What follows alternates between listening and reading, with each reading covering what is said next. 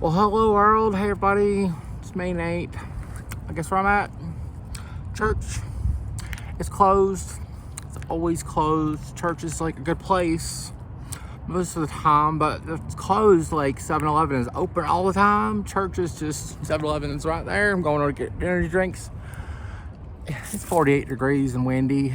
48 degrees ain't could be colder, but is there a homeless man sleeping on the other side of this church? There sure is. This is the greatest country in the world, and this is how great we are being tonight. So what I wanted to tell you is I'm not the one sleeping on the other side of the church. I do have someone who's kind enough. We're kind of down to like people were able to help a little bit over the weekend. Well, I'm kind of down to like one person right now who is helping, and if for any reason he tells me I just need to go, then I just don't have, I'll have to survive in elements with everything I have on my back like this and on the 430th night.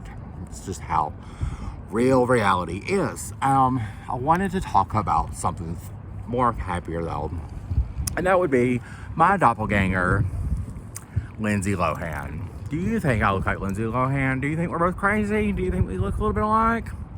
Come on, I know you're starting to see some of it now, right? Well, what did Lindsay Lohan tell us in that movie Mean Girls in 2004 when she was solving that math problem? The limit does not exist. I just love that. I love that. I love Lindsay Lohan. I liked her a lot before that. I'm going to keep liking her after that. Like all these years we have between, all the years hopefully me and Lindsay Lohan will be on this planet together.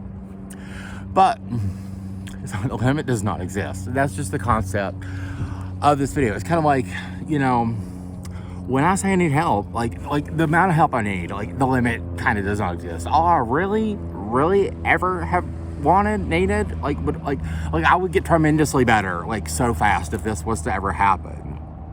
And I know like what's obvious to me is just not obvious to the people. Like I actually know, I have learned I need to say the words more. I'm homeless. I don't like being homeless. I would like to not be homeless anymore. I would like to move on with my life as soon as possible. I've never been to the Rocky Mountains, even though they're like 10 miles right over there. I would love to go see them before I go see my eternal Father in heaven. I don't know if that's possible, but I would really like to do that. My goal is to actually like become as normal of a person as I ever can be again.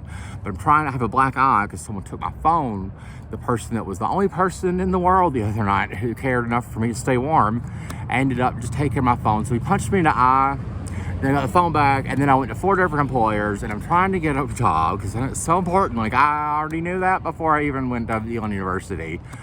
But I went to Elon University my 3rd week homeless, and because my dad went to January 6th, they just treated me like I was the one that went to January 6th because nobody there really seemed to know except for the doctor who saw me, who was like, this is such a huge problem. I'm so glad you're here. We should try to see what we can do to help you as much as we can. I'm so glad that you're here, and it's been awful that you've been homeless for 3 weeks.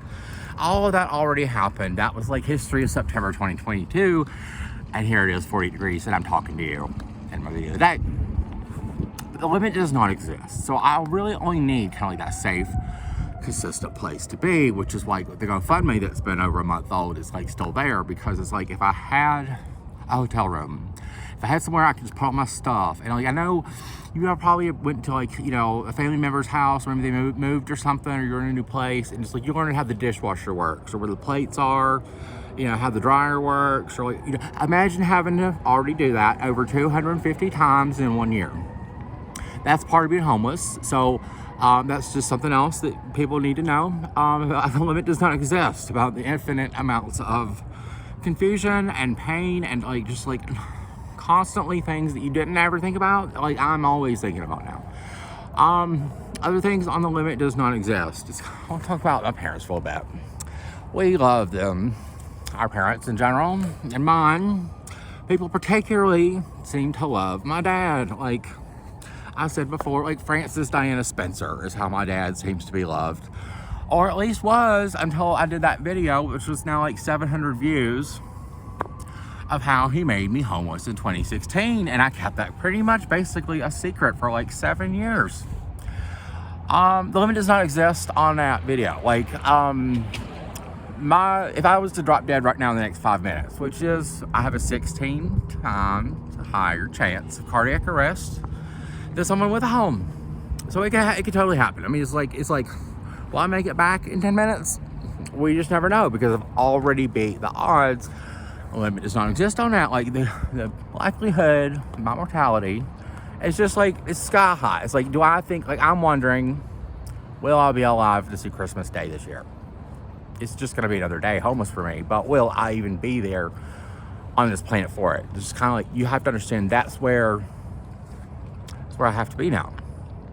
You know, I have to live in the real world, and I'm still in it, and I still am real. Like my dad. So my dad, you know, I really wish that, like, any of the people that loved him, like, you know, people that are aware of what this building is, values, morals represented in it, aware of my father, or that he has a firstborn son and another one, would just be like, we're gonna do the right thing. We're gonna do the right thing because it just needs to be done.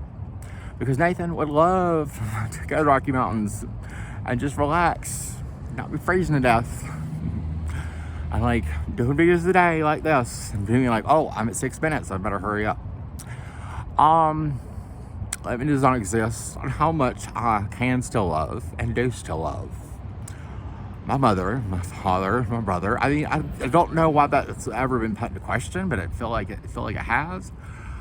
You know, I don't know if anybody else has ever actually really noticed. I have slowed down like 10 to 1. Like, I have slowed down like a tremendous amount on the things that I was saying. And the way I'm talking about my mother now is different. If you noticed, I have really kind of slowed down on her, like 10 to 1 since July. And I'm doing that because I think it's the right thing to do. I don't think that she is able to help because of her mental condition. I think that she should still help. And am I done talking? Am I going to write a book about the truth of what happened? Basically, my parents exploited me for my entire life.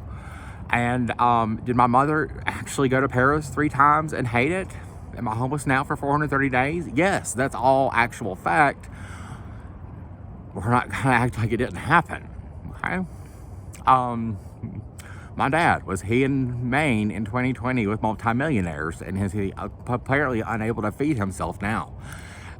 Yeah, that seems to be the case. So, you know, it's just kind of like, everybody told me my dad was very talented. I'm still waiting on you to just do the right thing. Show me the limit does not exist. Can everybody pitch in like 50 cents? Like, the problem could be solved in so many infinitely small incremental ways.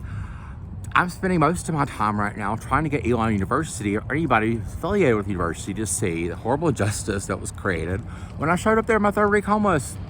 Basically being like, look, I need help. Plan A to come to North Carolina didn't work out. So then I just hitchhiked here. I already had a traumatic experience, and like, I would love to just, you know, get the help I need. Just like, I would love to just, you know, work at Subway and just like save up for 6 months and move to Washington, D.C. That was totally the plan back then.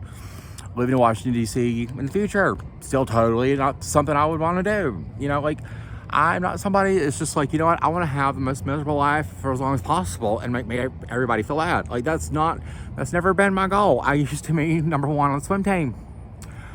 I mean, I was number 1 in the country for what I did, and then I just got laid off by Elon University professor. That's just it'll be in the book later.